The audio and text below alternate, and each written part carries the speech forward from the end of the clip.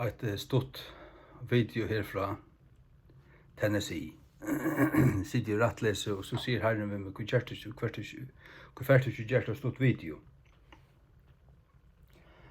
Jeg vet ikke hva det skal si, hva det skal ta seg om, men bare en sånn stort halsan. Det er rævlig høyt. Det er så dårlig svallet inne til man har utluftingar skipan. Og bilene har ikke varmeapparat, men kølapparat. Man kommer inn i bilen til kokande høyt, og så kølapparatet bøyner vi fra, annars får man ikke anda. Gang man har litt tur her, så det alltid opp med 30 grader, altså over 30 grader om dagen. Sånt kvalitet 29 grader og sånt. Helt rævlig høyt. Så at man helst seg for det meste inne. Og så rattler seg bare. Og ikke alt, og sånn de her, jeg stod i henne og hjelp i henne, konen kommer. Og hun har finnet tvei tørn av vidgeron, etla troi, jeg var ikke ordentlig. Nå får en så stralevidger, øysene og kemo ene fra vikene, og det ganger fram etter. Men hon skal så ha vidger ut i augustmåned. Og vi løyte av at Herren ser nøye til henne, og at hon kommer til livet. Det løyte jeg fullt og fast av, og hon. Og det gonget han veien. Det gonget han veien, halleluja.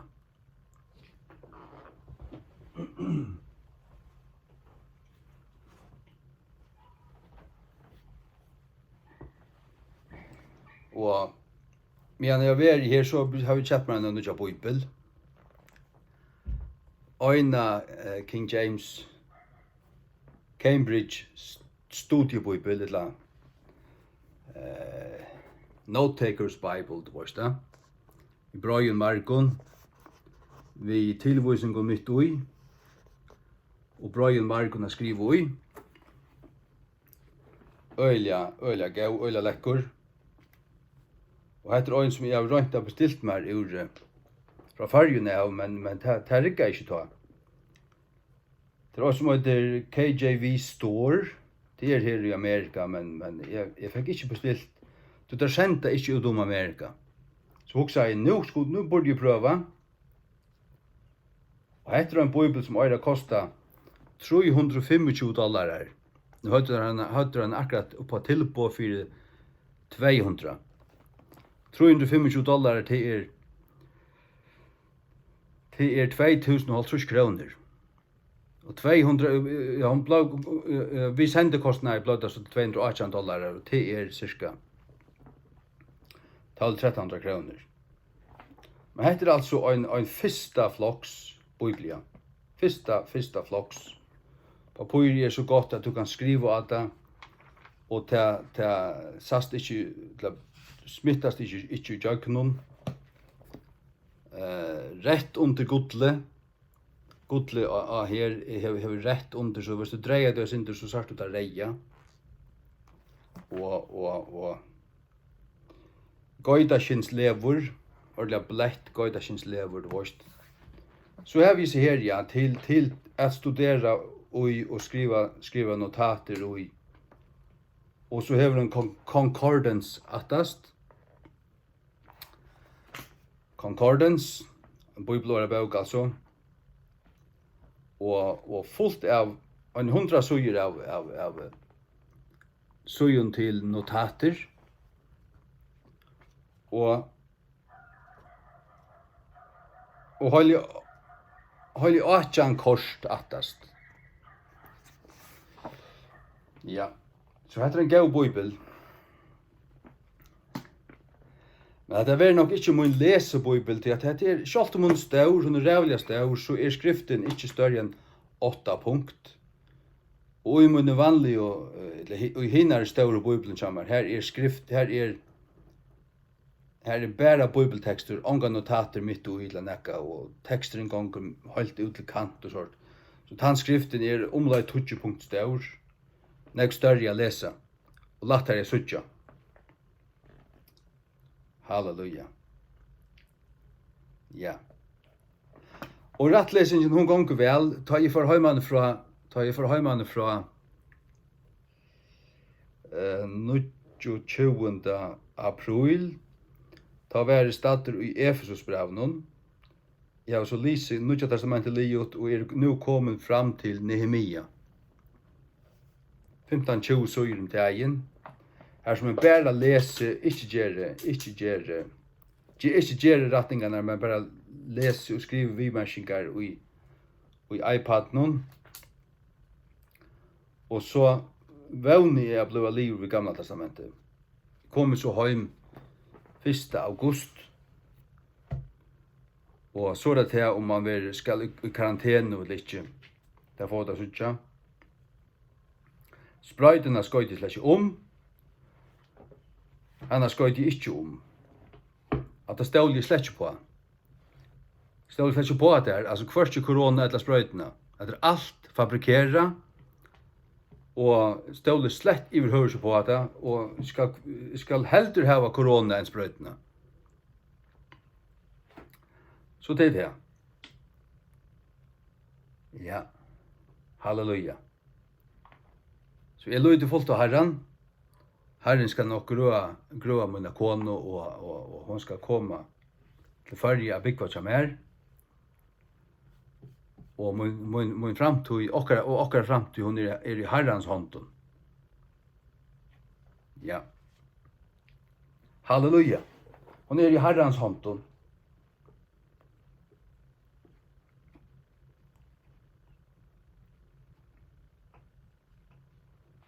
Ja.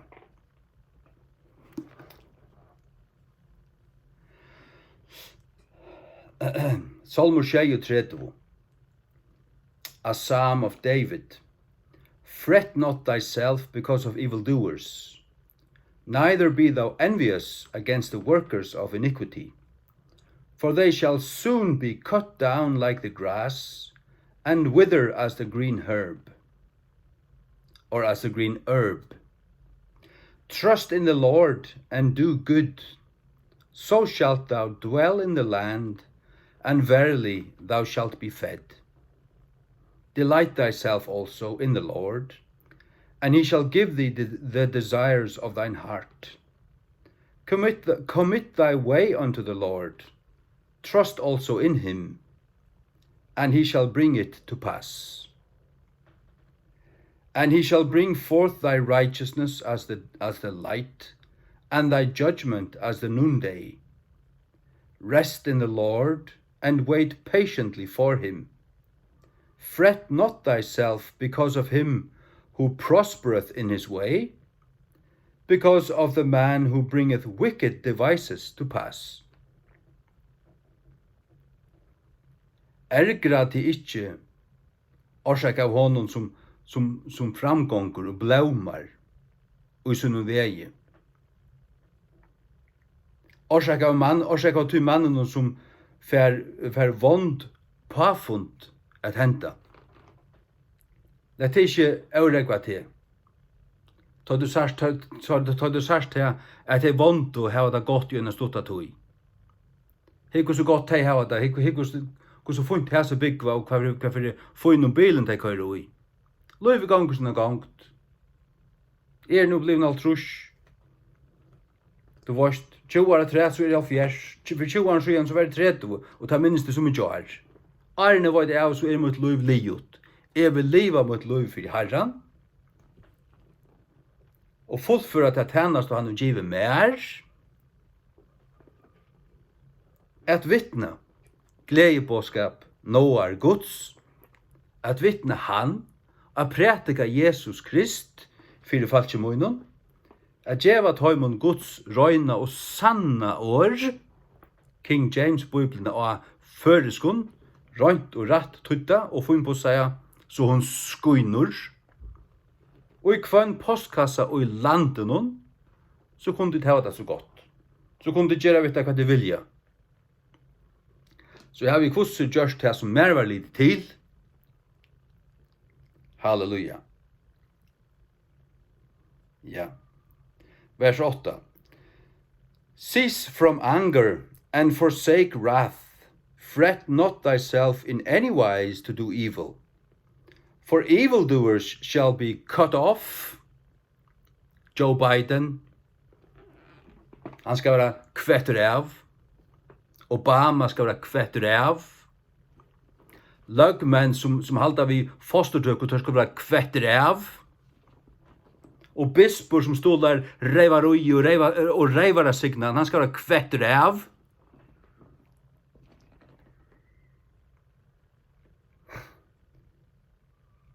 Yeah. For evildoers shall be cut off, but those that wait upon the Lord, they shall inherit the earth. Og tusenar rúsnum. For yet a little while, and the wicked shall be no more. Ella shall not be. Yea, thou shalt diligently consider his place, and it shall not be. Bill Gates skal vara kvettur av. WHO skal vara kvett av. ST skal vara kvett av.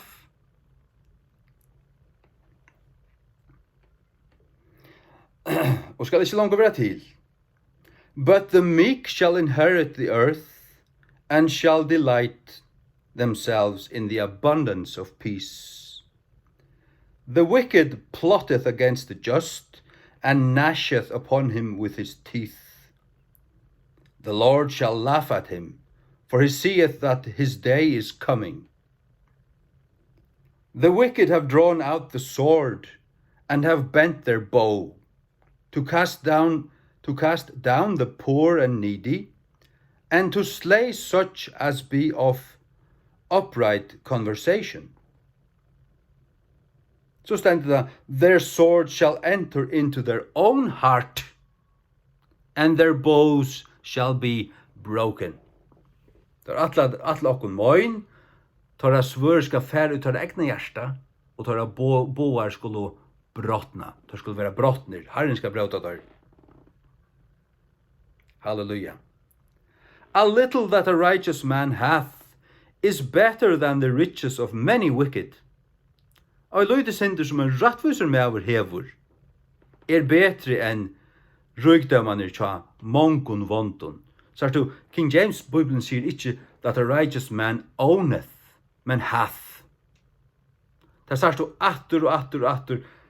Og lest du era Bibelen, så stendur det oi, han åtte. Nei, he had. Du hever det i varvarsel. Du finnes det i hendur. Du eier det ikke. Det er godelig til rettvis. Det er råknet ikke som søgna ogn. Det er tvoi halde ikke unta. Når det er finnes det i varvarsel. Det er ikke det som det livet fyrir. For the arm of the wicked shall be broken. Hallelujah. But the Lord upholdeth the righteous. The Lord knoweth the days of the upright, and their inheritance shall be forever. Okkara arvur skal vera evir. Det er evian arv og himne. They shall not be ashamed in the evil time, and in the days of famine they shall be satisfied. Ta det i hallårs tujun, hallårs døvun skulle vi mettast. Herren skal metta okkum, ta i hallår But the wicked shall perish, and the enemies of the Lord shall be as the fat of lambs. They shall consume, into smoke shall they consume away. The wicked borroweth, and payeth not again, but the righteous showeth mercy and giveth. Hin vondu leanir og rindar ikke attur. Allar seg sér rinda attur. Nei, hefur anga omsorgan við tui. Nei, það fyrir bara ferju. Sjálft man skildar hann rikvu og klessi klara að gjalda, hann leggar hann sjö gjalda. Men den rattvísi, sonur miskun og djevur. For such as be blessed of him shall inherit the earth, and they that be cursed of him shall be cut off. Ty er slutjer som vere valsignar av honom skulle arva gjørena av hverjen honom til rattvisa. Du vet du i god i okkom vi tala så som vi kjenner at hans vilje er. Vi vet at han er takk, og vi vet at han er anstigt fire herra bispor. And they that be cursed of him shall be cut off. Jeg vet hver herren for å skjere av, og kvetta av, og brenna og høyta hola helvete. Negvar prester, og borgarstjórar, og politikarar, og lojarar for landet. Forbannair. Og jeg vet hva jeg skal signa. Ja, men tar som er og i Guds signing, tar kan jeg signa. Jeg kan ikke signa det som er banna av herranen, så er jeg under. Jeg kan bare avvære det som ryser opp med herranen, og er bræsig og stolt, og ganger sindarinnar og myrskersins, og vittlunar løy. Det kan jeg bare avvære. Og vende det så skal jeg nok signa det. Inntil da så må det bare være forbanna. Tvert i jøgn, alla vi i jøgn. Though the steps of a good man are ordered by the Lord, and he delighteth in his way. Though he fall, he shall not be utterly cast down, for the Lord upholdeth him with his hand. Fetene til en gauun mann skipa av herran, og han fraktast og i vegi hans. Han, eller tau at han falle, så skal han ikke være aldøylis kasta over nyer. Til Herren oppihelder honom vid håndsøyne. Herren skal nok halde honom oppe vid håndsøyne, han så dettur. Sart du? Hette vi hjärsta gjer, hette hver ditt hjärsta du snavar og dett og fettler, men hvis det ikke er din vilje til hente, men du ikke fragt, du yngste det slett ikke, så vil Herren lytta deg opp at du. Og her er det også til at du vender på en av det. I have been young and now am old, yet have I not seen the righteous forsaken, nor his seed begging bread. He is ever merciful and lendeth, and his seed is blessed. Depart from evil and do good, and dwell forevermore. For the Lord loveth judgment, and forsaketh not his saints. They are preserved forever, but the seed of the wicked shall be cut off. The righteous shall inherit the land, and dwell therein forever. The mouth of the righteous speaketh wisdom, and his tongue talketh of judgment. The law of his God is in his heart, none of his steps shall slide. The wicked watcheth the righteous, and seeketh to slay him.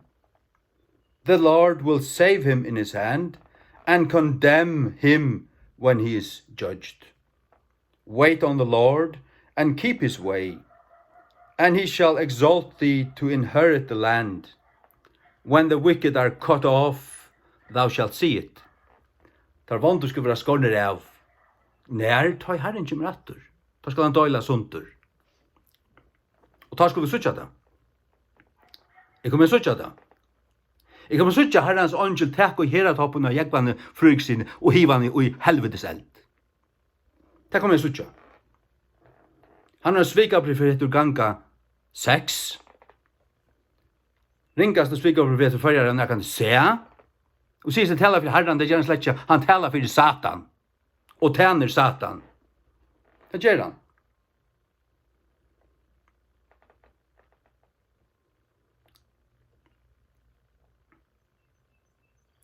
I have seen the wicked in great power, and spreading himself like a green bay tree.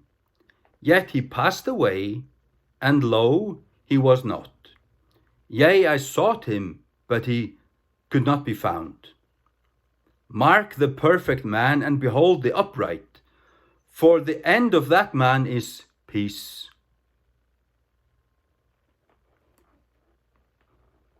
The end of that man is peace. But the transgressors shall be destroyed together. The end of the wicked shall be cut off. But the salvation of the righteous is of the Lord. Frelsa hinna ratthusu av Herranum. Det ikke okkara frelsa, til han frelsa han vil givi okkon lot ui, nøye vi trygg, men som vi så liv ui og geng ui. Vi hava håna ui rattvise sannløyganon. Vi hava håna ui rattvise og sannløyganon, og sannum kærløyga. Vi hava anstig fyrir vonsku, vi hava anstig fyrir du som Herren hever anstig fyrir, vi hava anstig fyrir synd og lign. Det var anstig fyrir.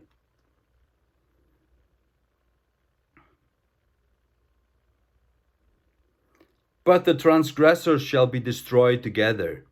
The end of the wicked shall be cut off. But the salvation of the righteous is of the Lord. He is their strength in the time of trouble. Han torra styrke ui trongtartui. And the Lord shall help them and deliver them. He shall deliver them from the wicked and save them because they trust in him. Halleluja. Så vil jeg minne til å, og om anmenning til okkon, til at ta vid halda til at okra liv ikke gonger som vi hildu ta burde, og vi da bi og ikke finnes bønner svær i omkring tingkon, at vi ta ikke djeva opp at det var alit av Herren, og for at briksla hånden. Nei, vi tar ikke briksla hånden. Vi skulle takka hånden i öllum føren. Vi er takksamer i öllum loton.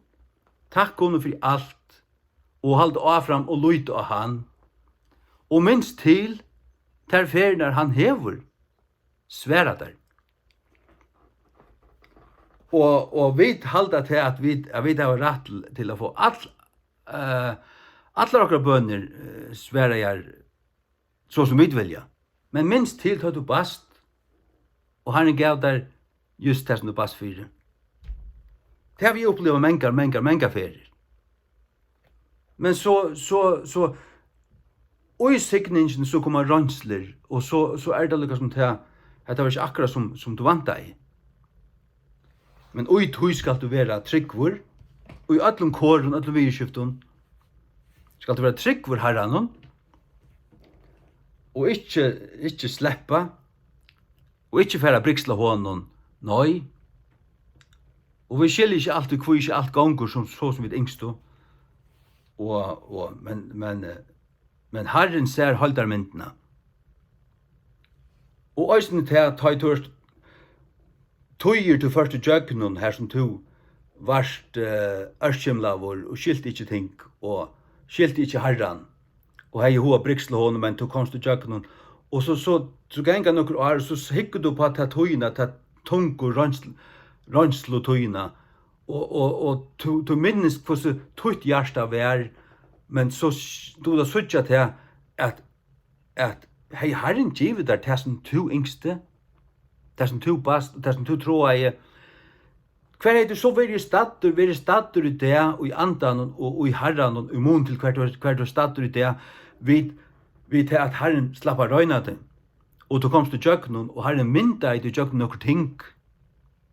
Du sørst til at vi til at du var tryggvur, og for til jøgnen til tingene, så blåst du sterskare, og du blåst større, du blåst utvujaur innan ui, innvendiga, og du skilur til tingene i ørvuse enn hva du gjør det ta. Du ikke skilja. Du bast holdslia. Men så lærer du å skilja til at varst du kvært, jeg kvært du er stater ui, let det komme fram for god, og i avkallan og bøn vi tøkk. Avkallan og bøn vi tøkk. og Herren skal varvøyta hjørstetykkere, og alt det som det stender. Ikke nødt? Og Herren skal varvøyta hjørstetykkere. Så det til, jeg ber og fikk bønners vær, men nå er det til alt høy, løyvi hever alt høy, signingar og rønsler, og især. Signingar og rønsler. Rønslenar er jo til å rønse okkur. Til å rønse okkur.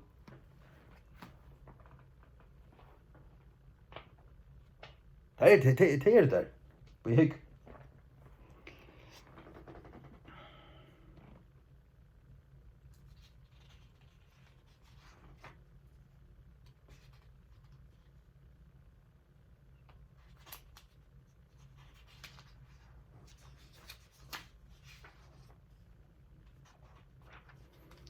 ja.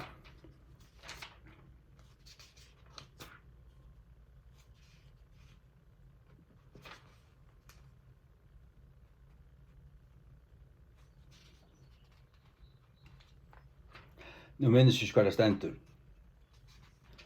Undres det ikke at det er rønslene som er kommet til grann for å røyne det, som om det kunne hende noe underligt. Du vet det? Hver er det 4 Peter 2 til 3,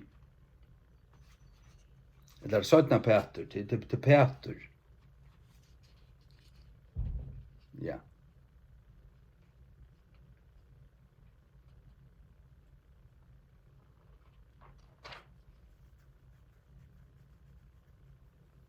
Ja. Nei, til å være tryggvur og gjøkken alt, og hava fasta trygg og Herrans lyfter og Herran sjálvan. At han var bedre enn du. Og du lyder av han, og du byr i trygg.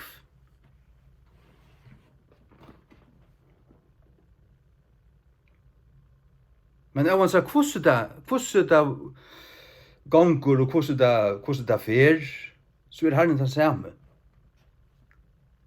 Så er Herren den samme. Og at her Israels bøten og i øyemørsene, det som fotlo, det knarrav inna Herren til vårt, og fotlo orsaka tog at de gikk ikke inn vegna til at de hadde ikke trygg. De gikk ikke inn vi trygg, men tar som gikk inn, tar hadde trygg. Og gikk samsværende vi trygg. Joshua og Kaleb tar tro Herrens åre og gikk. Det var lite av Herren. Tog gikk tar inn i landet. Ja. Og det må vi gjøre øsne.